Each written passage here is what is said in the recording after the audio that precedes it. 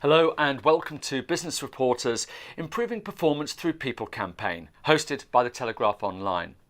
I'm Alistair Green and today I'm talking to Cliff Ettridge from the team.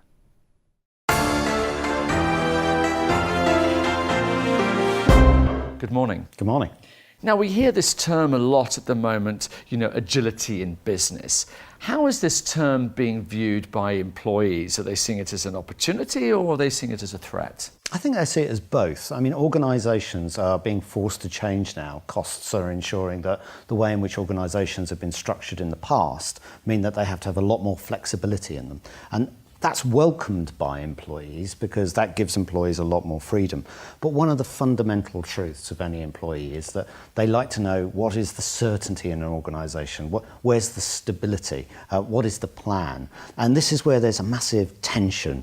And that tension comes across in employees saying, great, you're giving me freedom at work to express myself, to do the things I need to do for customers, but also what's the direction? And in the current climate where there's so much change in the world, organisations are having to be a lot more flexible. So they're going to have to go to employees and tell a story which is all about being comfortable with that change, being comfortable with chaos to an extent, so that employees can live and thrive and work well. So there's a big tension there. And what about this term we've heard about the desk? This desk is dying out, apparently. Tell me all about that. Well, I think that organisations are wasting a lot of space. Recent studies have shown that in many office locations throughout London, throughout the world, 80% of space is given over to workstations, but at any one time only 40% of that space is being used. Now that's a waste when it comes to cost-income ratio, but also space isn't being used properly in order for employees to be creative and innovative. Today, we work in so many different environments. We work at home, we work on the move, we work in coffee shops, we work in the office, but the office has never actually changed to reflect that. You don't have informal spaces, you don't have restaurant spaces, you don't have meeting spaces where connectivity and ideas can just happen. It tends just to be banks of desks. So organisations that are forward-thinking, and there are many like Lego, the Royal Bank of Scotland, Deloitte, they're creating spaces where employees can connect. And it's when you have those chance connections, where you allow networking to happen inside an organisation. If that happens, that's when innovation happens. That's where ideas come to life and where organisations can then actually be far more competitive because they're allowing their employees to be more creative. Okay, so let's look at some of more practical ways, if you like, that can actually happen. So as an expert, what advice would you give to FTSE 250 companies in terms of attracting the right talent and then keeping their loyalty? Well, I feel there's two things that are very important. The first is to embrace digital.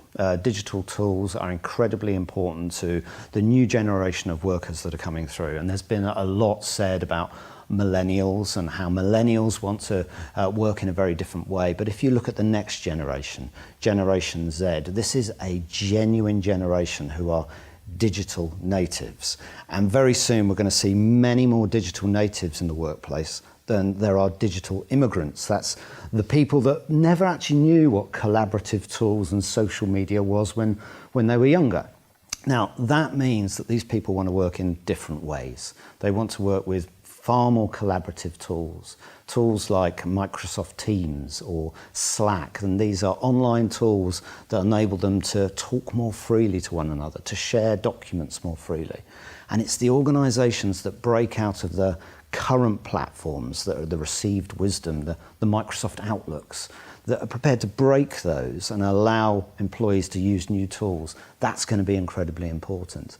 And then the second element that's very important for employees is leadership.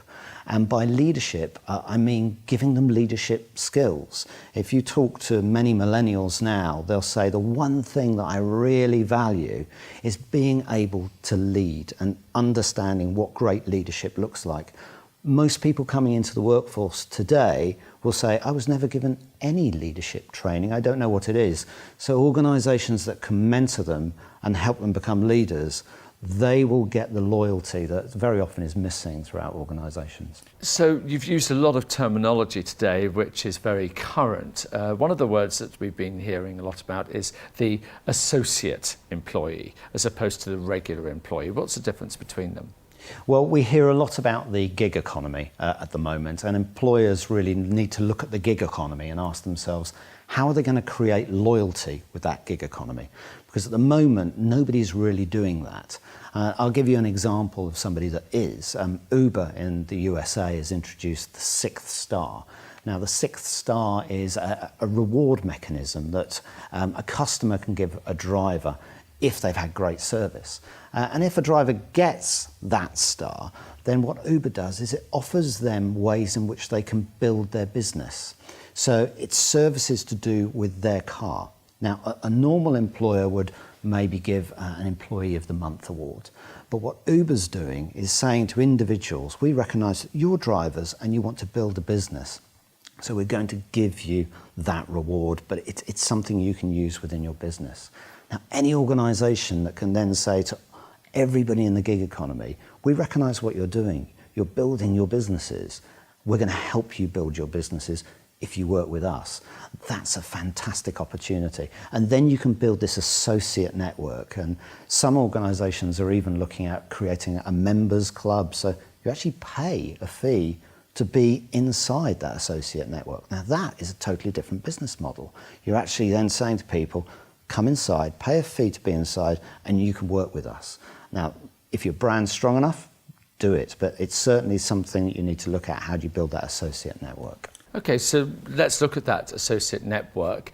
How are you involved in that as the team? Well, the team provides any client with the foundation for that. We set out, what does your employer brand stand for? And every employer has a distinct brand. They don't know what it is yet, many of them, but they definitely have a brand. We imagine what it's like to work for Microsoft. We imagine what it's like to work for HSBC. We have an idea. And we help a client manage their employer brand so that talent looks at that brand and thinks, that's the company that I'd like to work with. And then we bring it to life very often through stories, allowing employees to tell stories about why this organisation is different, why it works for them. Then you can attract that talent into the organisation. So that's how the team helps clients get the ball rolling. Tell us more about the team. Who are you? I mean, bluntly, what makes you the expert? Well, we're the expert because we marry marketing and brand with human resources. And this is an incredibly powerful offer.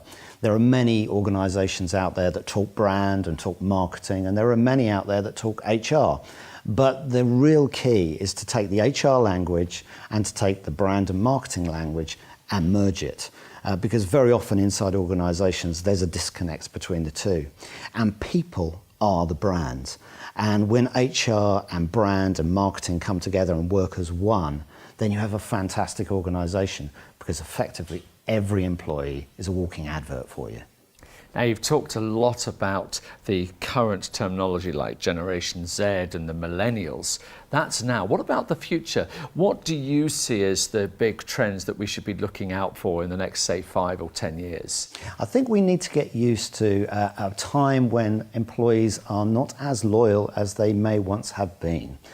People will be going into organisations, they will be staying there for a short period of time, and then they'll be leaving and moving on.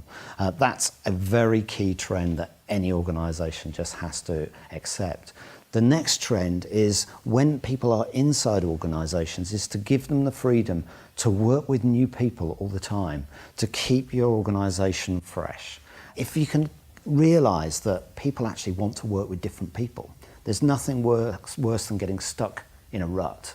People want to try out working with new teams, and very often across borders. That keeps you very fresh. So those two things: recognise that people are going to come in, don't try to hang on to them, let them go after a while, and also give them permission to explore your territory. We refer to them as the butterfly employees. They float around, enjoy them, they look beautiful, but do let them go. Don't try and hang on to them, because it's wasted energy. Well, one thing's for sure, any organisation that actually takes on board the changing labour market is going to be the one that succeeds, probably more than anybody else. It's been fascinating finding out more about this whole subject. Cliff Ettridge from the team, thank you very much indeed. Thank you.